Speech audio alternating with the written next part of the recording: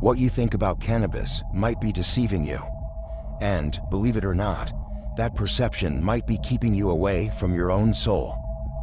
For a long time, society has offered us only two lazy labels, two equally shallow boxes.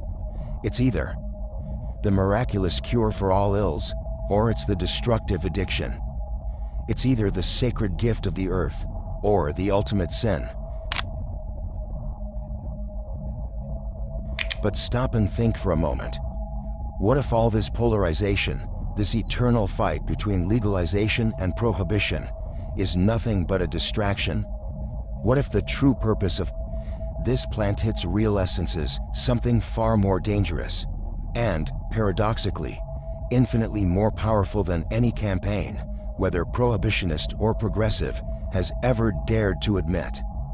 The truth is uncomfortable and, above all, raw. Cannabis was not made to be an easy relief, is a mirror, and not an ordinary mirror. One that has no filter, doesn't beautify the image, and doesn't know how to lie. It won't show you what you want to see, but rather what you've spent your entire life trying to hide. We're talking about the repressed pain you've pushed deep down, the unresolved traumas that manifest in small outbursts, the forgotten memories, the truths that have been suffocated under dense layers of digital distraction, and the frantic mental rush of daily life. That's why, in many ancient traditions, this plant wasn't accessible to just anyone. It wasn't a weekend pastime. It was, in fact, a rigorous initiation, a test of courage for the mind and spirit. It was a portal reserved only for those truly ready to witness the death of their own ego. Compare that to what we do today. We light the ritual between one phone notification and the next, with a playlist we barely even listen to. We've turned an act that was once deep and ancient into a disposable pastime, completely stripped of intention. It's not the plant's active compound that has changed, not the THC that's different. What has changed is the human being. We've lost the sacred outline of reverence. And when reverence disappears, chaos takes its place. This isn't just another video full of clichés about opening yourself to the universe or feeling good vibes. No, this is a journey into the depths of what this plant truly does to your consciousness. Yes, in some cases, it can catalyze healing, but just as truly, it can open doors of perception that you may never know how to close again. It's the kind of truth that's too heavy to fit on a t-shirt slogan. Cannabis doesn't show you something outside of yourself. It gives you back to yourself. That's the fundamental key that almost no one is willing to turn.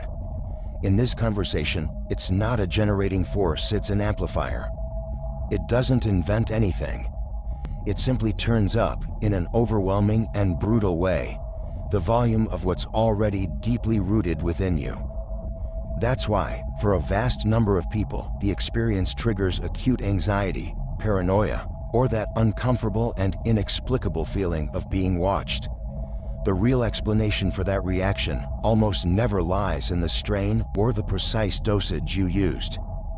It lies, inevitably, in the naked truth that the mirror has finally begun to reveal to you. In mystical and occult traditions, the use of this plant was surrounded by ceremonial rigor that would sound absurd today. It wasn't about relaxing. Think about it. Prolonged fasting, complete silence, deep meditation. Purification baths, all of that came long before the fire was lit. Why? Because the ancients knew, with a clarity we lack today, that the mind must be stable before you attempt to expand it. Without that preparation, what should be a sacred journey of self-discovery quickly turns into a labyrinth. And whoever enters a labyrinth without a guide, without a map, and crucially without a clear intention, gets lost. It's inevitable, but modern culture is fast, impatient, and addicted to dopamine. It has turned this mirror of revelation into a mere toy, a consumer product. We use cannabis to relax, to distract ourselves, to try to forget our problems. But the plant carries an older code, an ancestral intelligence that couldn't care less about your meditation playlist or your social status. It responds to your real energy, to your inner state. And if what's inside you is chaotic fear, resentment, anxiety, won't clean it up. On the contrary, it will reveal it. It turns on all the lights in an emotional house you never had the courage or patience to visit. Think about the discomfort that arises, the knot in your stomach, the feeling that something is wrong. That's not a flaw in the product. It's spiritual feedback. The famous bad trip is, in truth, often your soul system trying to readjust. It's the illusion being ripped away, not gently, but with the fingernails of the ego. That's what awakening truly does. It hurts. It breaks through the layers of protection you've built, and it opens space, often by force, for what is real. But for those expecting only calm and flowers, it feels like total collapse, a failure. And that's where the fatal mistake lies. Confusing internal confrontation with failure. Modern science is now beginning to confirm what shamans have always instinctively known. Neurological research shows that cannabis intensely activates the limbic system, the part of the brain responsible for our raw emotions, memories, and our very perception of reality. When trauma or unresolved pain exists, this system goes into high alert. That's why fear spikes, the heart races, and you feel that sharp impression of being watched. It's not someone outside invading your privacy. It's someone inside. Yourself, seeing yourself for the first time without the protective mask your ego created. The plant doesn't have the power to create monsters. It only has the power to reveal those that were hidden. And in the world of healing and spirituality, what is finally seen can be healed. But that requires a rare virtue: courage. The courage to look directly at what your ego has spent years hiding beneath the rug of modern distractions. The crucial question we should be asking isn't about legalization or the effects of the active compound. The question is, why do I feel this way when I'm under the influence of cannabis? The answer is almost never chemical. It's always tied to the inner state that has been activated. Use without reverence breaks down the ego's filters. And what emerges is what was trapped: deep sadness, repressed anger. And yes, often a spiritual calling you've been skillfully ignoring, replacing it with commitments, work, and distractions. Cannabis was once an offering to the gods, a sacrament. Today, it has become a background prop for an Instagram story. What was once a careful bridge between worlds is now sold in stores with names that sound more like desserts than sacraments. The problem, I'll say it again, was never the plant, it's what we as a society have done to it. The sacred has been dehydrated until it became a trend, a fad, and the ritual reduced to a mere aesthetic accessory for the generation in a hurry.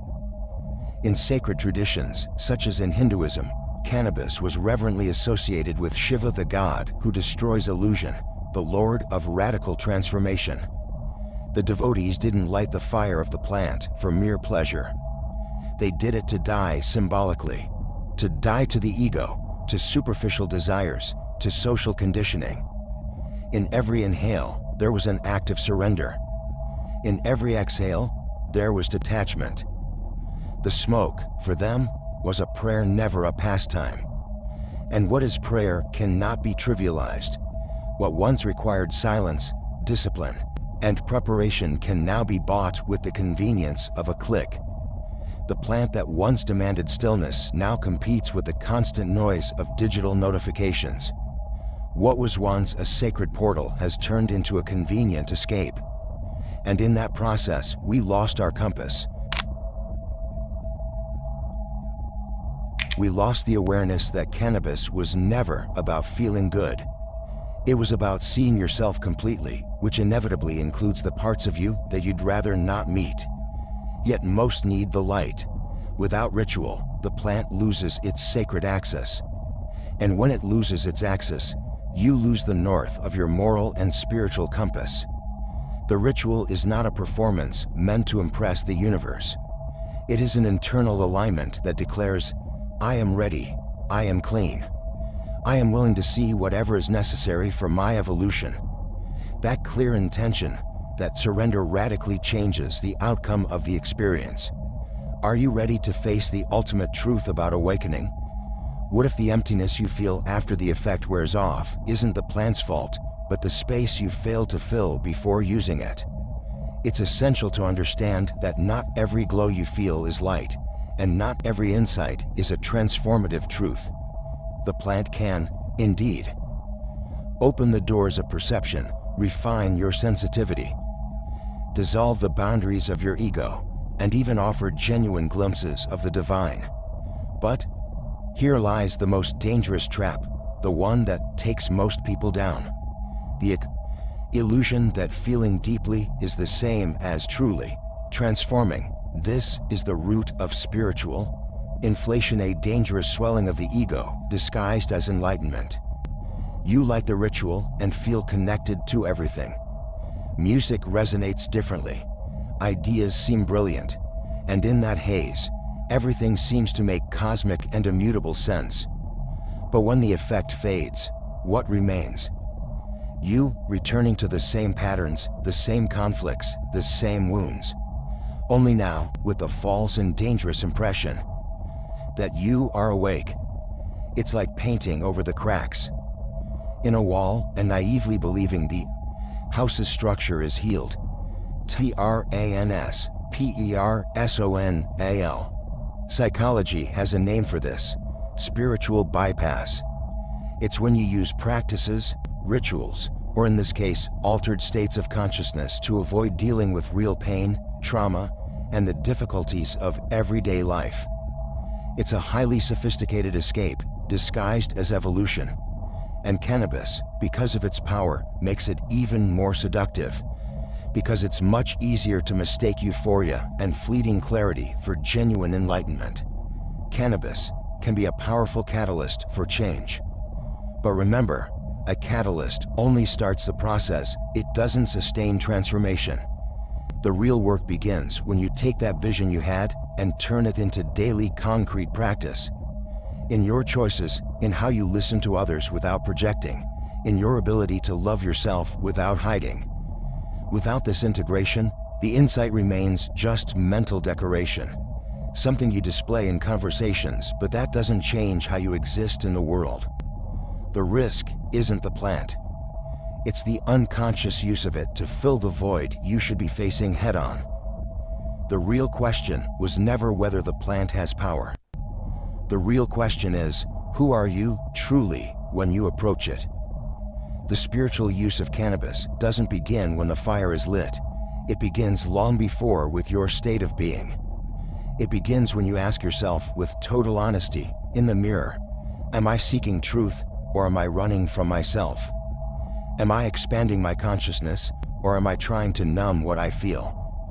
Because no genuine expansion exists if the fundamental motivation is avoidance.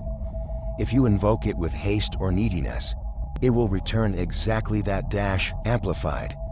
Maybe what you need right now is the maturity to stop, to set it aside for a while, to discover whether you can access silence without its help, intuition without its intervention, presence without your psychological crutch. Because if the plant has become your only path to feeling something true or profound, maybe it has stopped being an ally and become a dependency, and no deep journey is built on permanent supports. Are you willing to stop romanticizing the smoke and start honoring the fire it ignites? To embrace the discomfort of real growth?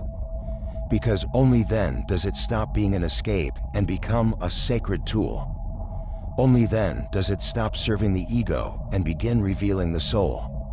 And that's when you truly begin to walk not in the glow of fleeting euphoria, but in the sobriety and steadiness of awakening, with your feet firmly planted in reality. I know this video was different. It didn't come to comfort you. It came to provoke you and call you to responsibility.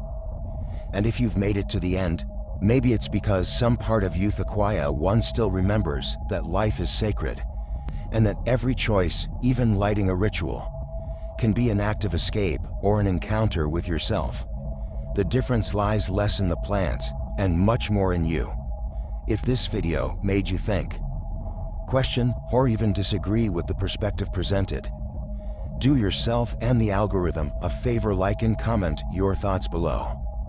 I read every one of them, and most importantly, subscribe to the channel. It's the only way to ensure this kind of content reaches those who need less smoke and much more truth.